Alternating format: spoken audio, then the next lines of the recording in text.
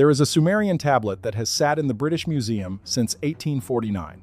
For nearly 2 centuries, it was catalogued as a funerary text, a burial document. Nothing remarkable.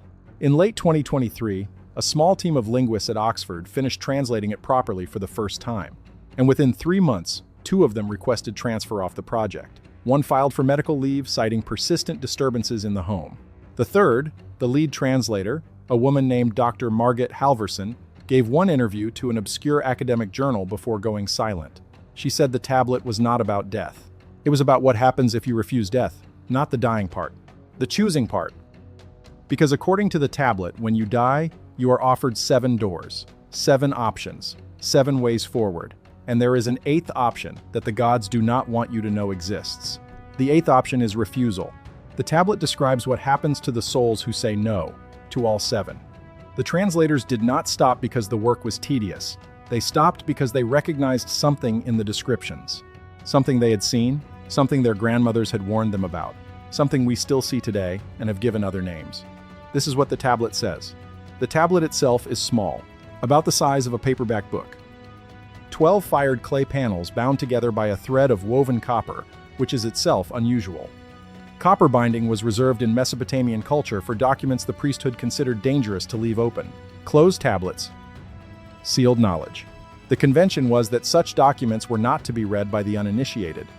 Layard recovered it in 1849 from the ruins of Nineveh, from a chamber beneath what was once the library of Ashurbanipal.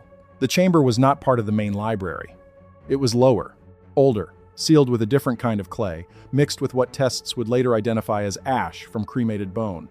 The chamber contained 27 tablets. 26 were copies of common Sumerian myths. One was different. The thread of copper was untouched when Layard found it.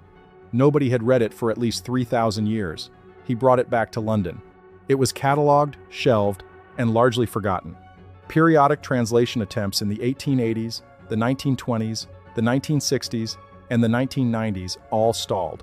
The dialect was archaic. The phrasing was strange. Earlier scholars assumed it was a ritual text and moved on. The 2023 team was different.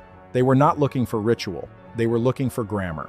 Specifically, the team wanted to understand a verb structure that appears in only 7 known Sumerian documents. The structure marks an action that the speaker is describing but cannot perform, a verb of second-hand witness. The team wanted to map this verb against ritual context to see if the priesthood used it the same way poets did. They expected to spend 6 months on the project. They expected to publish a grammatical paper. What they did not expect was what the verb was actually being used to describe. In the 3rd week of translation, Halvorsen sent an internal note to her team. The note has since been published. It is 2 sentences long. It reads, "This is not what we thought. This appears to be a manual for the moment of death." The team continued working. 3 months later, they had a complete first translation. And the team had begun reporting what they called environmental disturbances in the room where the tablet was being studied. Items moved. Temperatures dropped. The door to the study room was found open in the morning repeatedly by the cleaning staff. The university dismissed these reports as anxiety. The team did not dismiss them. By the 3rd month, one translator refused to enter the room alone. Another filed a written complaint the university quietly archived. What they found, in their own words from the Halvorsen interview, was a manual. Not a poem, not a prayer. A manual. Step-by-step instructions for what a dying consciousness will encounter the moment the body stops working. The tablet does not describe a soul moving toward a light. It describes a soul standing in a room with 7 doors. The doors do not open. The soul must choose.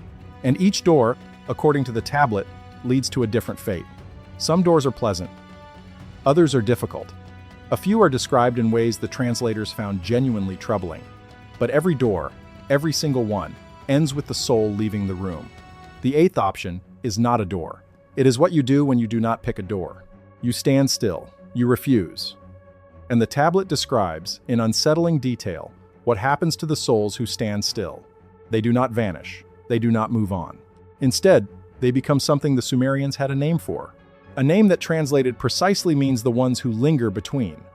And before we go further, I need to pause for a second, because what I'm about to tell you gets significantly darker. And I realized a while ago that some of this cannot be fully explained in a video format. The complete decoding of all 8 doors, the tablet numbers, the translated passages, the descriptions of what the refusers become and how to recognize them, I put it all into a written document. It is linked below and the QR code is on your screen. Now let us continue. The first door is called, in the tablet, the door that turns back. The translators rendered this as return. When a soul approaches it, the door is described as flat, blank, polished like a mirror, but with no reflection. The soul sees nothing. And in the seeing of nothing, the soul forgets. This is the door of reincarnation. The tablet does not describe rebirth as reward or punishment. It is simply the default, the path of least resistance. Most souls, the tablet says, drift toward this door without making a decision. The mirror that does not reflect erases everything the soul knew. After passing through, the soul is born again as someone else with no memory.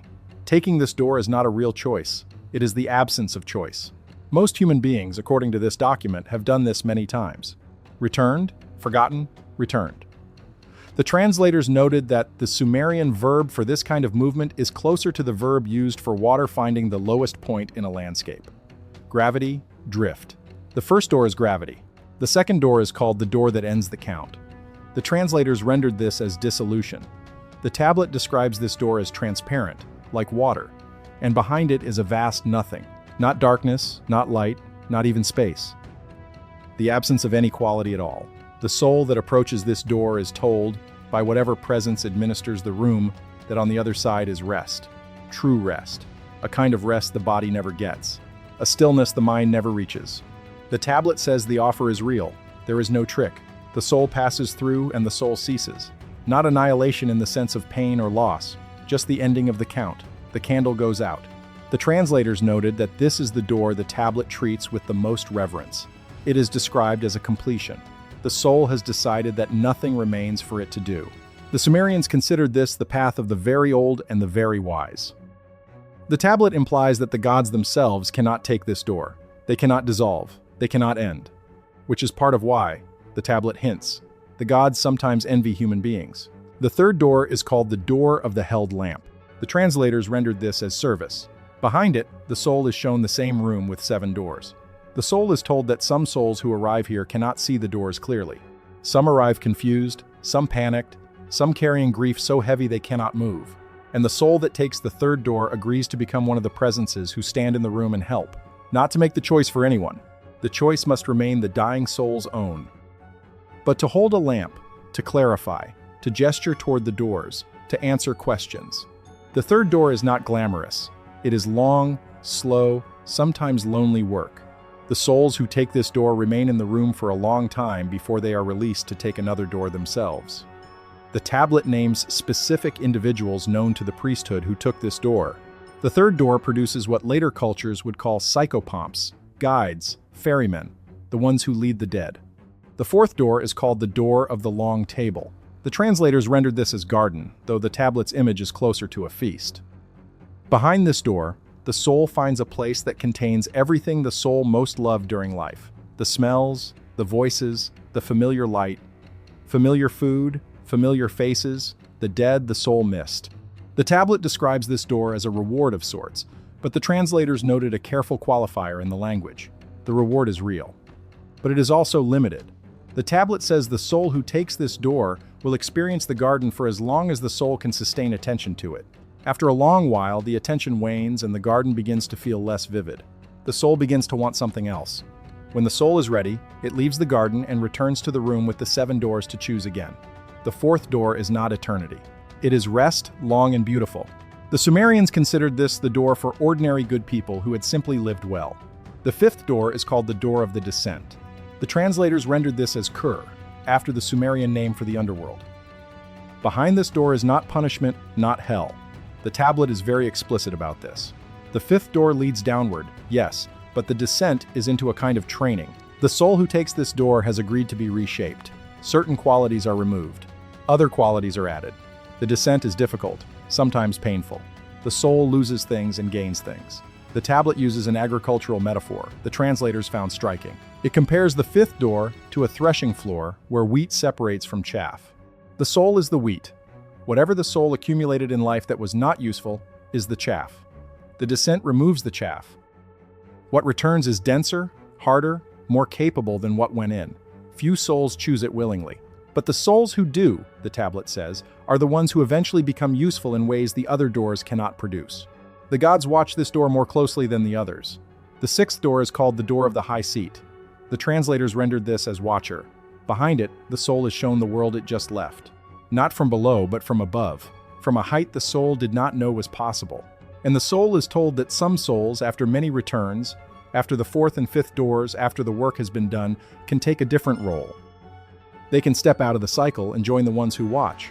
The tablet describes the Watchers as a small group, not gods, not exactly, but not human anymore either. They observe, take notes, sometimes intervene in small and careful ways. The tablet implies that some of what humans have historically experienced as guardian presences, ancestor spirits, or unexpected helpers are Watchers who have taken the sixth door. The Watchers are not unfailingly kind. They have a long perspective. They sometimes allow things to happen that the living would prefer prevented. The seventh door is called the Door Without Name. The translators rendered this as forgetting, though the Sumerian phrase means the door that erases. Behind this door is something the tablet describes only in negation. It does not say what is there. It says what is not. There is no rest, no continuation, no rebirth, no record. The soul who takes this door is not annihilated in the sense of the second door. Instead, the soul is removed. The thread is cut. Whatever continuity accumulated across many lifetimes, the memory at the deepest level of who this soul has ever been is undone. The pattern is dismantled. Whatever was once gathered into this particular soul is returned to the source unmarked. The tablet treats the seventh door as a final option, reserved for souls who have decided that even dissolution is not enough. They want their existence to never have been. The tablet records exactly one case in which this door was taken. The name of the soul who took it is left blank. There is a space where the name should be. By the time the tablet was written, no one could remember who that person had been. The seventh door had done its work. Before we move on to the eighth door, stop for a second. What you just heard about the seventh door is the part that changes everything. But it only makes sense when you see it written out next to the original Sumerian notation. The doors, the offers, the descriptions of the refusers. It is all in the document linked below. Take 5 seconds right now, grab it, and then come back. Because what comes next builds directly on it. The link is in the description. QR code is on your screen. The eighth option is not a door. The tablet is precise about this. What it offers instead is the refusal to choose. The soul stands in the room and looks at each of the 7 doors. The soul considers return and rejects it. Dissolution is considered and rejected. Service, garden, cur, watcher, forgetting, each in turn. And the soul says no to all of them. The tablet says this refusal is not a passive thing. It is not the soul simply failing to choose. It is a conscious, deliberate, complete rejection of every option presented. The soul is saying, none of these are mine. I will not take any of them. And the tablet describes what happens next in language the translators struggled to render. The presences who administer the room, who have stood patient throughout the process, do something the tablet calls withdrawing. They do not force the soul. They do not push. The presences simply leave. The room remains, but the presences are no longer in it. And the soul is now alone with the 7 doors that the soul has refused. The tablet describes a period of stillness. The soul waits. Nothing happens. The soul considers reaching for one of the doors after all. Some souls do. The tablet says some souls, after a period of stillness, eventually choose a door. They are recorded as having chosen normally. They forget that the 8th option existed, but other souls do not. Other souls stand. And the tablet describes, in great detail, what such a soul becomes over time. First, the soul begins to feel a kind of pressure. Not pain, not exactly, but a sense of being held in place by something that is no longer there. The room itself, the tablet says, was made of the presences. When they withdrew, the room began to thin. The soul that refused, the tablet says, falls slowly out of the room and into a kind of in-between that the Sumerians did not have a complete word for. The tablet uses a phrase that translates roughly to the between of betweens. The translators noted that this phrase appears in only 3 other Sumerian documents, all describing things the priesthood considered dangerous to perceive. The soul becomes one of the lingerers. And the tablet says, with what the translators called unmistakable sorrow in the tone, that this is what happens.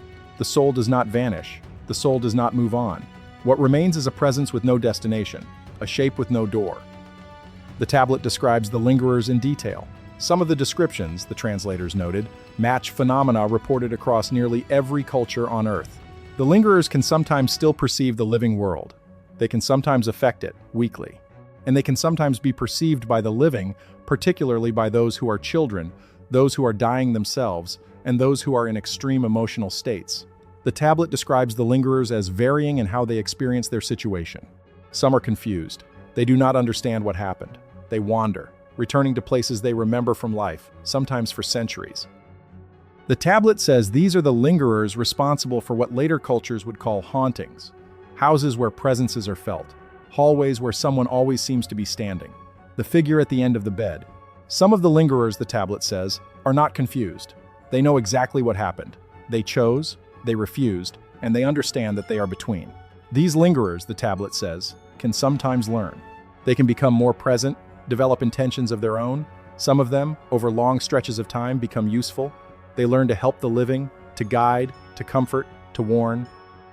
The tablet hints that some figures of folk tradition in cultures around the world, including some of what later religions would call household saints and protective spirits, are lingerers who have learned. Other lingerers, the tablet says, do something different. They learn to feed. The tablet is careful in its language here. It does not say feed on the living, exactly. It says feed on the attention of the living. The notice, the fear, the fascination. The tablet says certain lingerers become very good at producing strong emotion in the living because strong emotion gives them something they otherwise lack, a kind of substance, a kind of presence. This description aligns disturbingly well with the modern paranormal categories of poltergeist, shadow person, and dark presence. The tablet predates these categories by thousands of years. The tablet also describes a smaller subset of lingerers, the rarest kind. These lingerers, the tablet says, have been between for so long that they have begun to take on qualities that are no longer human in any recognizable sense. The tablet calls them the hollow ones. The translators noted that the term hollow here does not mean empty. It means containing something that was not originally theirs. The hollow ones, the tablet implies, can be inhabited, used, worn. The tablet does not say by what. It says only that other things in the in-between have learned that a hollow one is a useful vessel. The tablet then explains why the gods do not want the eighth option to be known. The reason is not what the translators expected. It is not that the gods want to control humans. It is something more practical. The gods, according to the tablet, run the room. They built the room. The 7 doors in the cycle they form are a system the gods maintain. The system works. Souls move through it. Souls are processed, refined, returned, completed. The gods benefit from the system, the tablet says, because the system produces predictable results. Souls who go through the cycle reliably are useful to the gods in ways the tablet does not fully explain. But the lingerers are not useful. The lingerers are outside the system. They cannot be processed or returned. The lingerer retains its will and its continuity. The gods cannot command it, and the longer they linger, the more autonomous they become. The tablet says the gods consider the lingerers a leak, a slow drain on the system. Every soul that refuses the 7 doors is a soul the gods cannot use. And while 1 or 2 lingerers per generation is acceptable, the tablet warns that the number of refusers grows when humans become aware of the option. When the knowledge of the 8th option spreads, more souls refuse. The system loses more material. The gods, the tablet says, would prefer that humans never know the option exists. They would prefer that every soul drift toward the first door, gently, automatically, without question. The tablet was written by a priest who disagreed. The translators noted something striking in the tablet's final section. The tablet was not written to celebrate the 8th option. It was not written to encourage refusal. It was written, the tablet says explicitly, to inform. The priest who wrote it believed that the choice should be made consciously, whatever the choice was. If a soul wanted to return, the priest said, the soul should return knowing that the alternatives existed. If the soul wanted to refuse, the soul should refuse knowing what the refusal would mean. The priest believed unconscious choice was the actual enemy. Not refusal, not return, drift. The translators noted that this position, the position that consciousness is itself the point, runs throughout the tablet from beginning to end. The tablet does not tell the reader what to do. It tells the reader what is available. And the tablet ends, in its final 2 panels, with what the translators called a kind of quiet pleading. The priest who wrote it asks the reader, whoever finds this tablet, whenever they find it, to remember the 8th option exists, not to take it, just to remember. Because to forget, the tablet says, is to be processed without consent. The priest hoped that knowing the option existed would change how the reader lived, not just how the reader died. Because a person who knows refusal is possible, the tablet says, lives differently. This idea, the idea that knowledge of the eighth door reshapes the life that precedes the doors, is the closest thing the tablet contains to a moral lesson. It is also, the priest consultant said before he left, the reason the tablet was sealed. The very last lines of the tablet, the translators said, are the strangest. They do not summarize or conclude. They warn. The priest writes, and the translators rendered this carefully, that the gods who maintain the room have begun to notice that the system is leaking faster than before. He observes that something has changed in the way human beings die. More souls are arriving in the room confused, distracted, divided, and more souls are refusing. And he writes that the gods are considering whether to close the eighth option entirely, whether to remove the possibility of refusal. The priest does not say how the gods would do this. He does not say when. He only says that the priesthood was instructed to record the option while it still existed, so that some record would remain. The tablet is dated, according to its internal references, to approximately the late 3rd millennium before the Common Era, roughly 4,000 years ago. The priest was writing then in his own time that the leak was already worsening. The translators did not know what to make of this. The Halvorson interview ended with her saying that she had thought about it every day since the translation finished. She would not say what she had concluded. The Sumerian tablet about what happens if you refuse every option after death does not tell you what to choose. It tells you that you will choose. It tells you that the choice has been waiting for you since before you were born, and most of you will not notice you are making it. You will drift toward the first door, the polished door, the door that takes everything from you so that you can begin again, and you will not even know you walked through it. You have done this before. The tablet says so. And the only thing that changes, the only thing that can change, is whether the next time you stand in that room, you will recognize it. Whether you will know there are 7 doors and one more option. Whether you will pause before you drift. Whether you will choose knowing what choosing means. The translators stopped working on the tablet. The priest consultant left and did not return. Doctor. Halvorson went silent, but the tablet was translated. The translation exists. The 8th option is on the record. And now you have heard it. The priest who wrote the tablet 4,000 years ago hoped that someone would. He left the record so that the option would not vanish entirely. So that one more reader in some far future he could not see would know to look for the doors, to look for the room, to remember. Now you know.